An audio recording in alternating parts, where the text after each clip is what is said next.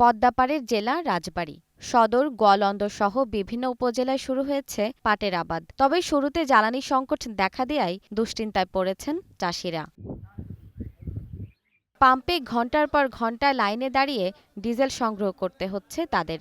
এর সঙ্গে ঘন ঘন লোডশেডিংয়ে সেচ কার্যক্রমে ব্যাঘাত ঘটছে। কারেন্টের অভাবে মেশিন বন্ধ করে রাখছি। তেল পাইতেছি না, সেচ দিতে পারতেছি না।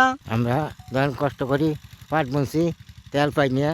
তেল পাইতেছি না, সেচ দেওয়ার নাই গিয়া। ডিজেলের দাম প্রতি লিটারে ১৫ টাকা বেড়ে যাওয়ায় উৎপাদন খরচও বাড়বে। সে তুলনায় পরবর্তীতে বাজার মূল্য কেমন মিলবে সেটিই ভাবাচ্ছে তাদের। পাটের বেশি পানি দিতে পারতেছি না, জ্বালাইতে পারতেছি না, বিচিগুলো শুকাই রয়েছে। সারাদিন লাগে 1 লিটার তেলের জন্যই। ডিজেলের দাম বাড়ায় কৃষি বিভাগও চিন্তিত। তবে এটি উৎপাদন লক্ষ্যমাত্রা পূরণে বাধা হবে না বলে মনে করেন কৃষি কর্মকর্তা।